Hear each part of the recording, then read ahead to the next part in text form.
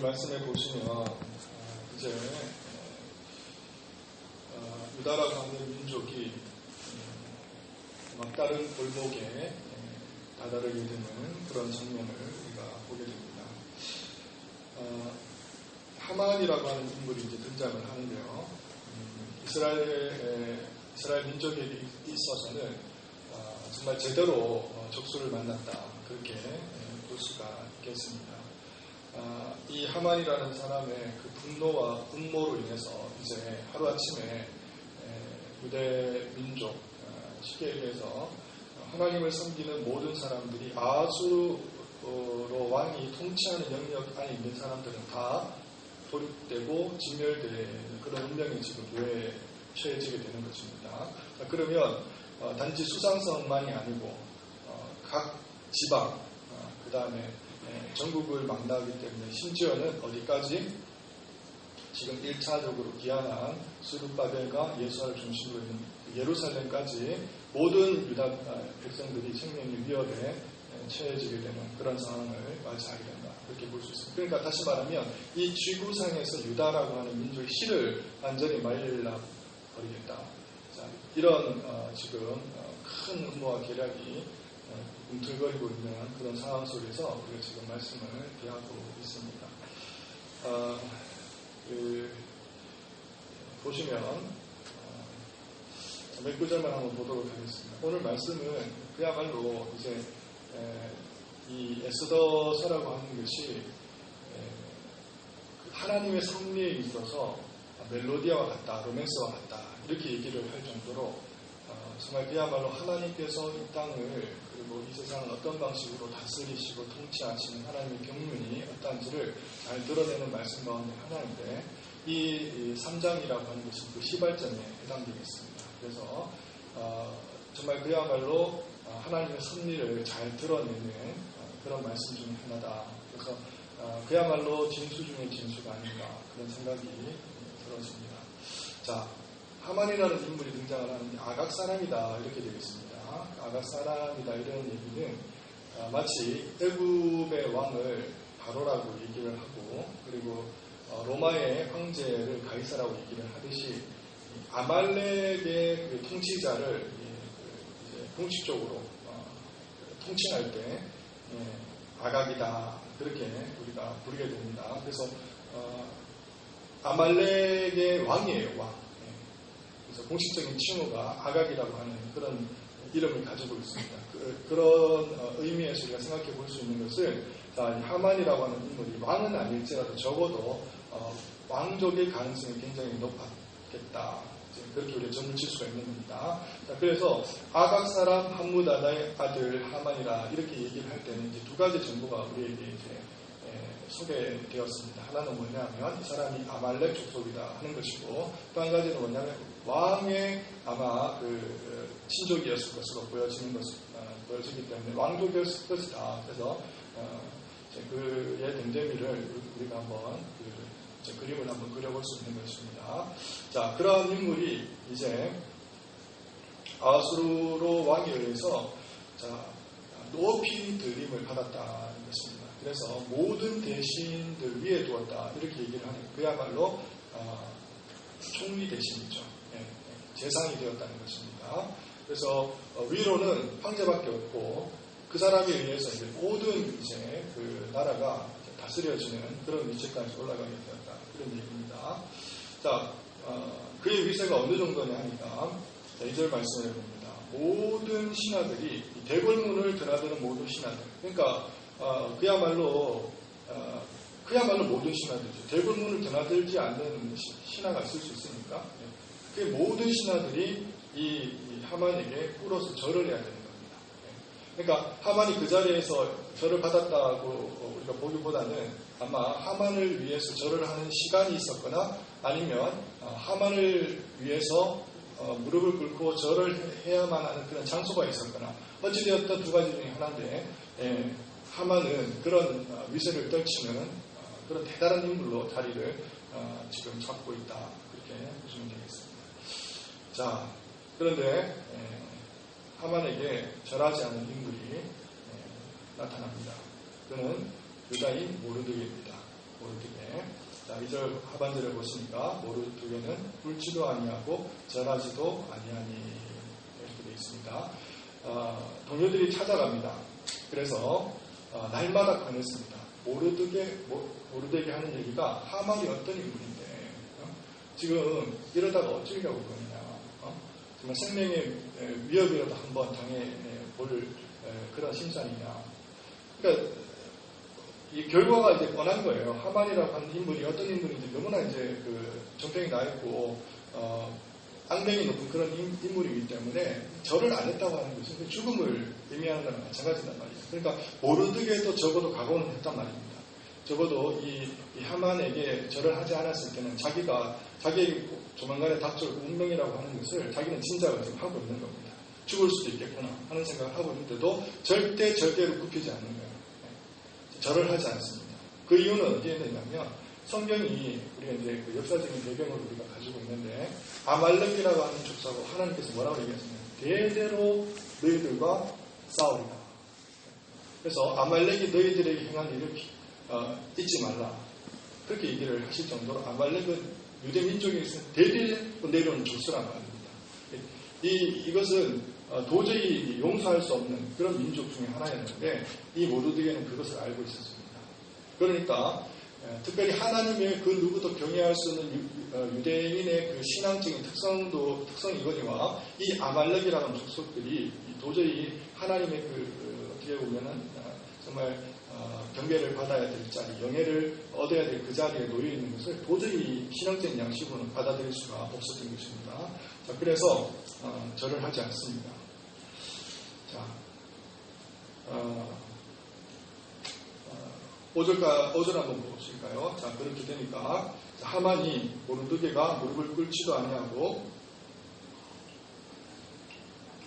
절하지도 아니함을 보고 매우 노하더니 이제 발각이 된 겁니다. 그래서 그동안에는 제3자에 의해서 기둥으로 들었던 정보에 의거를 했다면 이제 직접적으로 눈으로 확인한 겁니다. 목격을 했습니다. 보아하니까 실제로 무릎을 꿇지 않습니다. 머리를 조아리지도 않습니다. 이것을 본 하만 도저히 이제 정말 폭발하는 그 감정을 억누를 수가 없는 거죠. 대노했다. 분노했다는 겁니다. 자, 그러자 이제 하만이 뭐라고 이제 반응을 하는지 6절 이하의 말씀 나와 있습니다. 그들이 모르드게 민족을 하만에게 알림으로 하만이 모르드게만 죽이는 것이 부족하다고 생각하고 아하수에로의 온 나라에 있는 유다인 곧 모르드게 민족을 다 멸하고자 하더라. 이렇게 되어 있습니다. 자, 이것이 이제 단순하게 개인과 개인의 문제가 아니라는 것. 그리고 단순히 이제는 태생이 어느 족속이었던 간에 유대인이었다, 아말렉 이런 어떤 의미보다도 이것이 이 신앙적인 문제라고 하는 것이 이제 두드러지게 나타납니다. 그래서 이제 에스더서에 위경이라고 하는 것이 있는데 에스더서를 조명해주는 다른 어떤 여타 보증할 수 있는 모서들이 있습니다. 그런 어떤 책을 우리가 조금 인용을 해보자면 이렇게 되어 있습니다. 모르드게가 하나님께 이 문제에 대해서 다음과 같이 탄원을 하고 있습니다. 여호와는 내가 교만한 하만에게 무릎을 꿇지 아니하는 것은 경멸이나 교만함에서 나온 것이 아니며 내 영광을 위함 때문이 아니라는 것을 아시나이다. 왜냐하면 이스라엘을 구원하기 위한 선한 일이라면 나는 기꺼이 그의 발바닥에도 입을 맞출 수 있기 때문입니다. 그러나 나는 어느 인간도 하나님보다 더한 영광을 받기를 원하지 않고 여호와 이외에는 그 누구도 섬기려 하지 않기 때문입니다. 라고 하는 고백을 하게 됩니다. 이 책은, 그러니까 이 내용은 우리가 참고할 만한 내용입니다. 우리가 맹신할 것은 아니고요. 대충 이런 어떤 내용들을 담고 있다고 하는 것이 고등학적으로 고서들을 통해서 증명되고 있는 것인데 이 문제는 단순하게 어떻게 보면 민족적인 그런 문제를 떠나서 이제는 신앙에 관련된 문제라 하는 것을 우리가 이제 분명하게 확인할 수 있습니다. 자, 그러니까 모르드게도 하만도 모르는 바가 아닙니다. 자, 유대인이라는 것을 알았을 때 단지 이 문제가 그리고 처벌할 대상이 모르드게만이 아니라고 생각을 하고 모르드게만으로는 부족하다고 생각을 하게 되는 겁니다. 그래서 그 대상을 완전히 이제 확대해버려서 유다 민족까지 다 처벌을 해버리겠다, 진멸을 해버리겠다. 그렇게 지금 분노하고 있는 것입니다. 자, 계속해서 우리가 보도록 하겠습니다. 우리 7절은 넘어가고 8절 말씀 이하에 보시면 이제 드디어 이제 하만이라고 하는 인물이 어떤 인물인지에 대해서 잘 소개해주고 있는데, 자, 하만이라고 하는 인물은요,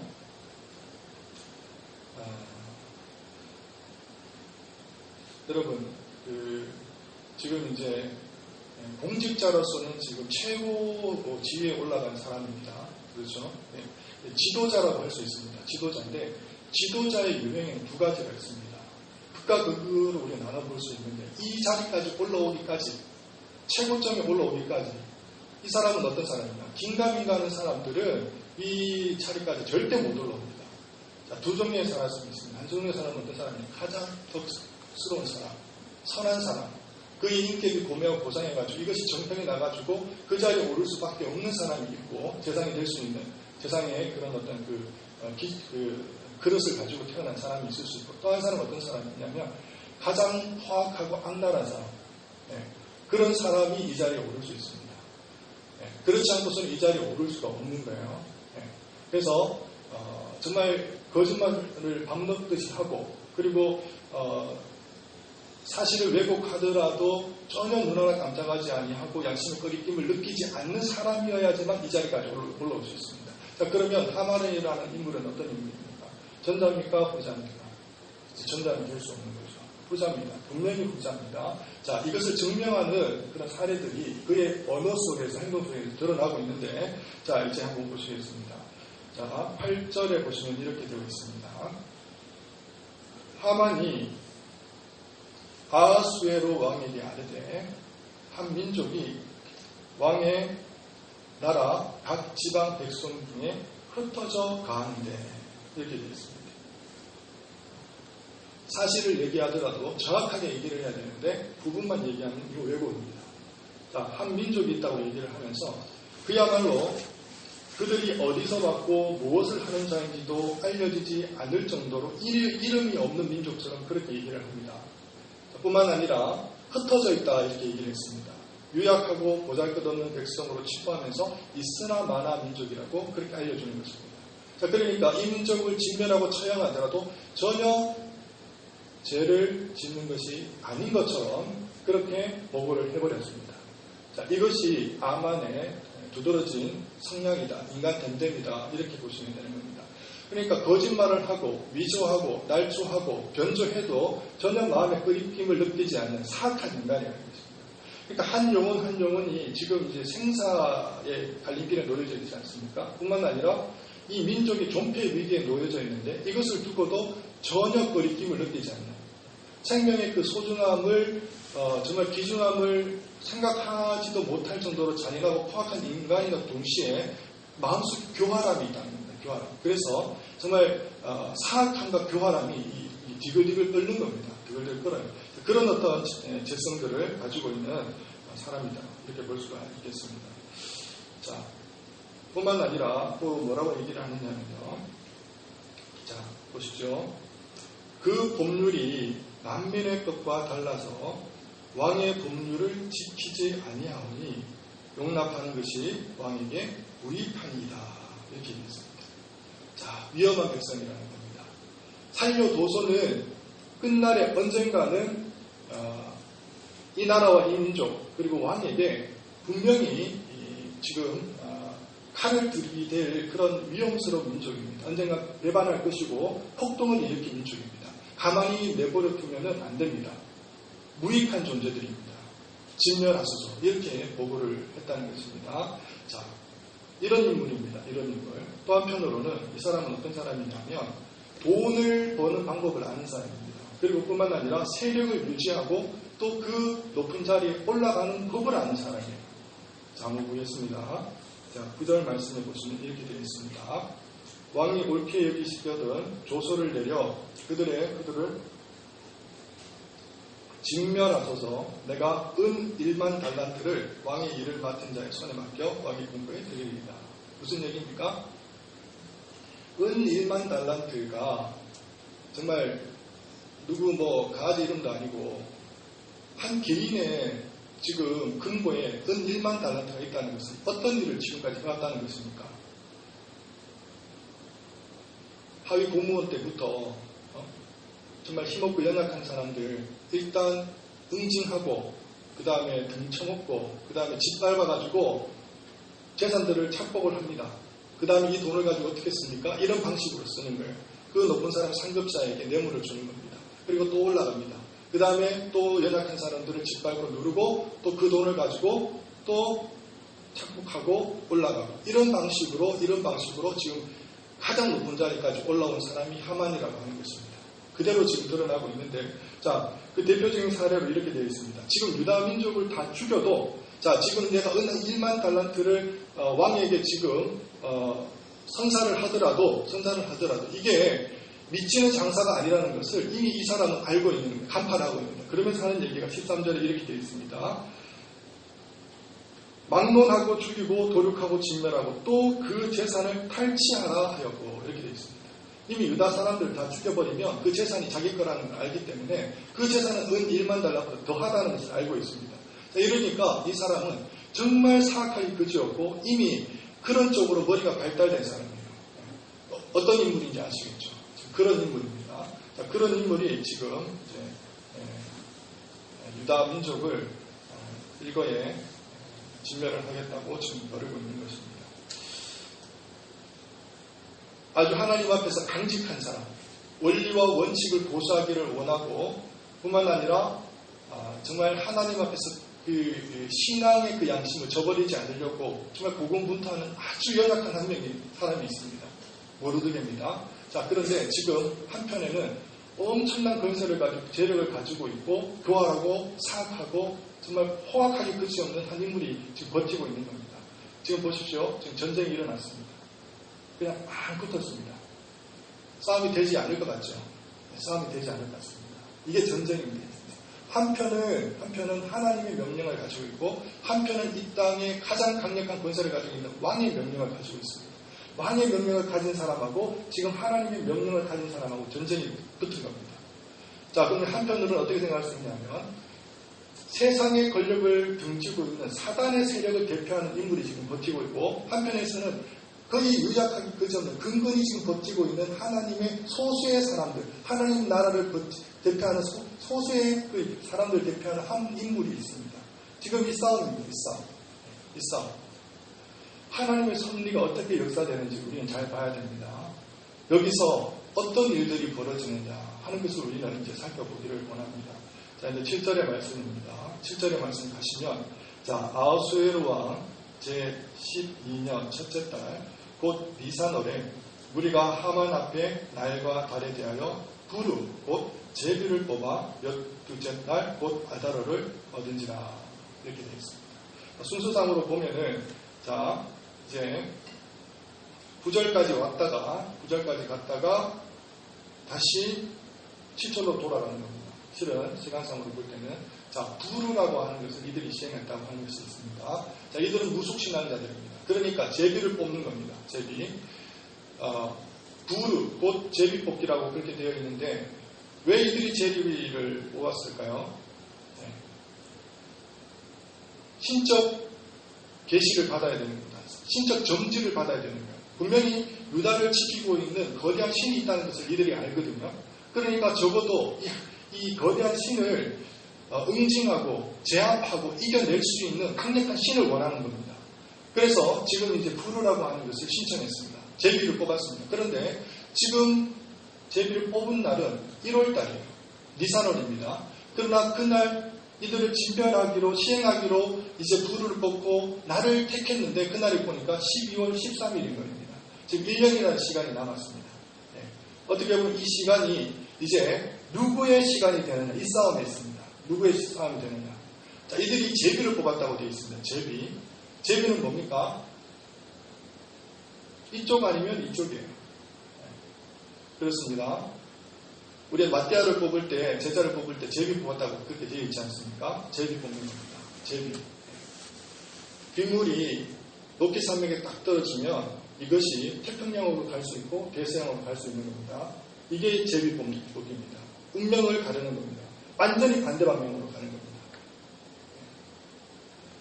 사랑하는 성도 여러분, 우리가 삶을 살아가는 데 있어서 순간순간마다 제비를 뽑는다는 사실을 아십니까? 여러분, 제비 뽑습니다. 순간순간마다 제비를 뽑습니다. 여러분들은 의식하지 않지만 여러분들은 지금 제비를 뽑아서 이 자리에 나오신 겁니다. 집에 앉아서 TV를 볼 것인지, 누워서 잘 것인지, 아니면 교회 가서 예배를 드릴 것인지 여러분들은 갈등을 했을 겁니다. 그 순간 여러분들은 제비를 뽑은 겁니다. 부르를 하신 겁니다. 그런데 여러분들은 무엇을 결정했느냐면 이 자리에 나와서 예배를 드리기로 결단한 겁니다. 결심한 겁니다. 이게 제비 뽑기입니다.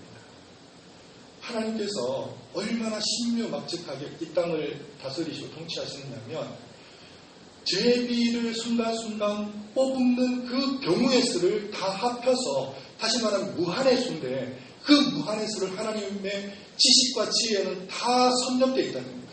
다 인지되어 있다는 겁니다. 그래서 하나님은 뜻대로 이 모든 일들을 다스리시는데 심지어는 이 우상을 숭배하는 무속 신앙을 가지고 있는 이들의 제비 뽑기도 하나님께서는 사용하신다 하는 것입니다. 이들은 자기가 유익하기 위해서 제비를 뽑았습니다. 이것은 자기가 이 싸움에서 승리하기 위해서 그가 신뢰하는 절대자라고 믿는 그 우상을 의지하고 의탁하기 위해서 제비를 뽑은 겁니다. 진지를 뽑은 거예요. 그런데 하나님은 이마저도 하나님께서는 사용하신다 하는 것입니다. 사랑하는 성도 여러분, 바울이 사울 되기 전에 스데반이라고 하는 집사가 순교를 당하는 현장에 그가 있었습니다. 그 당시에 사울이 제비를 뽑았겠죠. 자기는 무엇을 선택하기를 원했습니까? 이 사람을 살려주기를 원했습니까? 아니면 죽이기를 원했습니까? 죽이는 것으로 제비를 뽑았습니다. 사단은 이것을 사용했습니다. 자기가 유리한 쪽으로, 자기가 승리하는 쪽으로 제비를 뽑았는데 하나님께서는 결국 이것을 사용하셔서 사울을 무엇되게 하셨습니까? 바울되게 하신 것입니다. 이것마저도 하나님께서는 사용하셨던 것입니다. 베드로가 주님을 몇 번 배반했습니까? 3번 배반했습니다. 3번 배반할 때 베드로가 무엇을 했습니까? 제비 뽑았습니다. 부를 했습니다. 자기가 이쪽으로 갈지 저쪽으로 갈지 갈등하다가 그가 예수님을 부인하는 쪽으로 3번 결정을 한 겁니다. 사단은 거기서 승리했다고 생각했습니다. 수제자가 예수님을 배반했으니 이 게임은 끝난 것이라고 생각을 했습니다. 그러나 하나님께서는 무엇을 사용하시느냐 하면 사탄이 사용한 그 제비 뽑기를 하나님께서는 사용하시는 것입니다. 그래서 마침내 하나님께서 합력하여 선을 이루시는 쪽으로 모든 것을 몰아가셨습니다. 욥이라고 하는 인물이 있습니다. 사단이 와서 꼬드깁니다. 하나님을 꼬드겼습니다. 이 사람을 생명을 해하지 않는 선에서 한번 테스트 한번 해보십시오. 그래, 한번 해봐라. 온몸이 악창이 나게 했습니다. 사단은 제비를 뽑은 겁니다. 둘 중에 하나를 선택했는데 하나님께서는 그 욥이 악창이 나고 그 다음에 죽을 맛을 정말 경험하는 그 지경까지 간 것을 통해서 하나님께서는 역사를 이루어 가셨던 것입니다. 우리는 순간순간마다 제비를 뽑지만 여러분이 뽑는 그 제비가 절대 무의미하다고 생각하지 마십시오. 여러분이 설사 지학을 선택한다 할지라도 하나님께서 여러분을 택하셨다면 마침내 그것마저도 사용하시는 전능하신 은혜로우신 자비가 풍성하신 하나님이심을 믿으시기 바랍니다. 자, 이것은 우리 각자의 신앙에 우리가 적용할 수 있는 메시지고 말씀이고요. 또한 우리가 역사적인 측면에서 이 말씀을 다시 한번 바라보고 조명하기를 원합니다.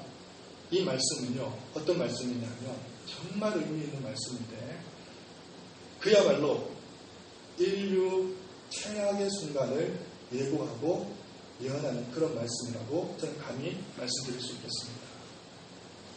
하만은 어떤 인물이냐면 사단을 대표하는 인물입니다. 그냥 사단을 꼭 빼닮은, 정말 어떻게 보면 사단을 대표로 뽑을 때 제대로 뽑았죠. 왜냐하면 자기를 가장 닮은 인간을 뽑았으니까요.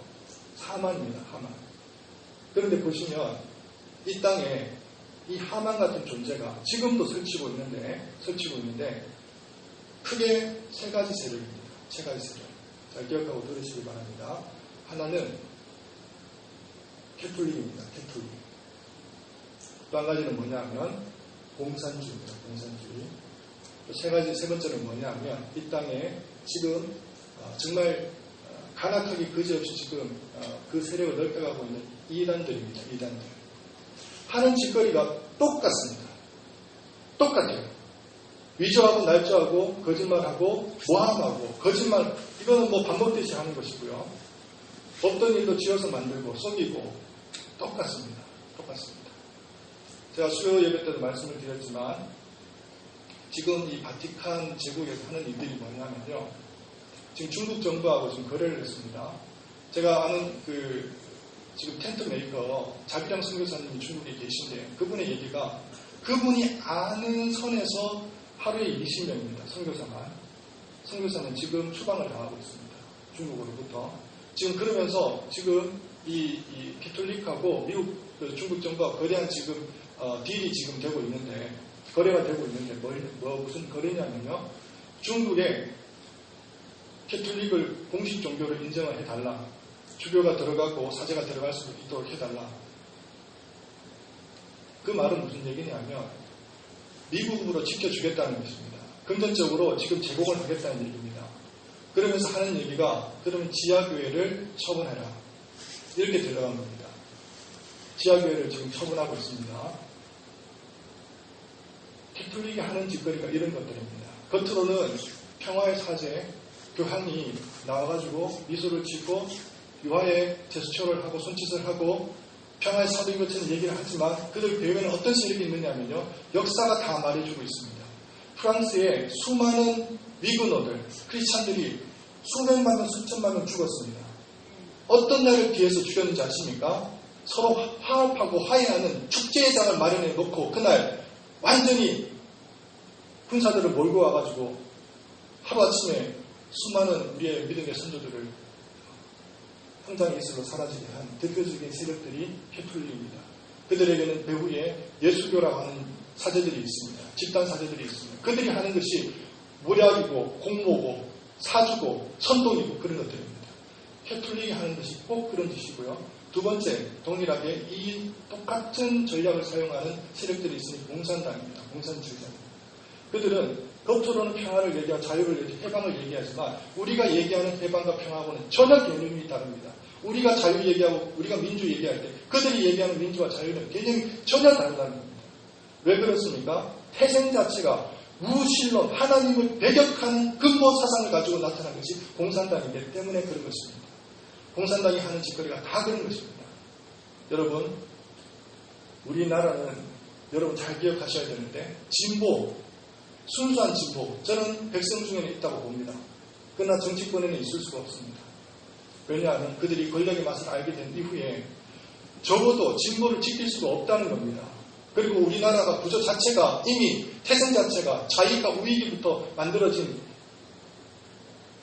임시정부와 상해 임시정부와 미국에서 독립운동을 했던 그 세력이 이미 처음부터 출발을 했기 때문에 순수한 진보라고 하는 것은 만들어질 수가 없다고 하는 것을 여러분 분명히 기억하셔야 됩니다. 그러면 이 세상을 바라볼 때, 정치 구조를 바라볼 때 어떤 시각으로 바라볼 때 분명한 해답이 나옵니다.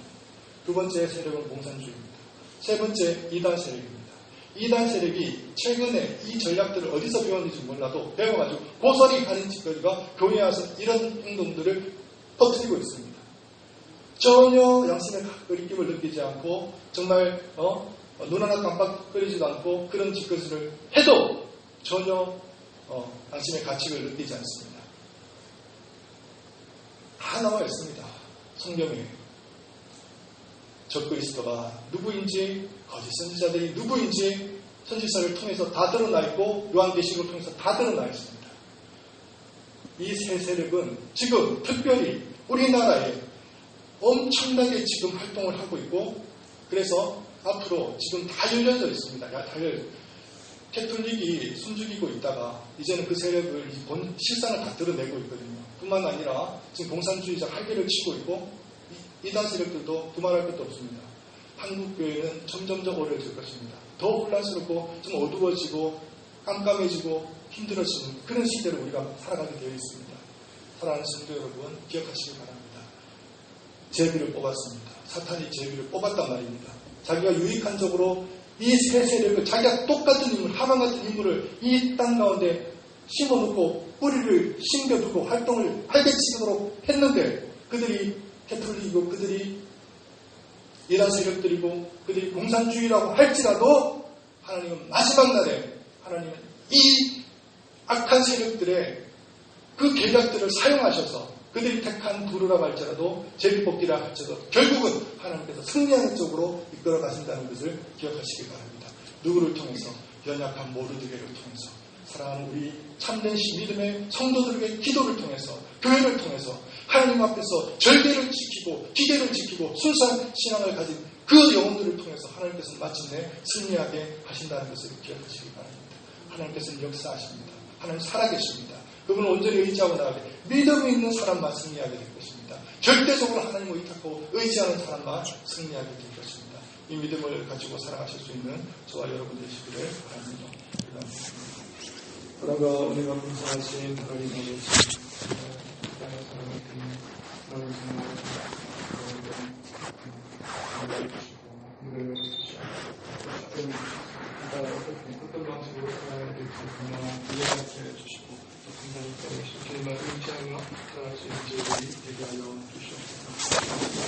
어떤 문제와 힘들을 하나님 아버지 우리에게 펼침으로 오늘 사람처럼 우리를 삼키려 한다 할지라도 하나님 우리가 정말 주님만 온전히 바라고 믿음을 짓고 달려나갈 때 마침내 하나님 아버지 따놓은 단상 아버지 마침내 정말 승리하시는 우리 하나님을 바라보고 하나님 찬양하고 찬미할 줄 믿습니다. 감사를 드리며 우리 주 예수 그리스도의 이름으로 기도를 드립니다.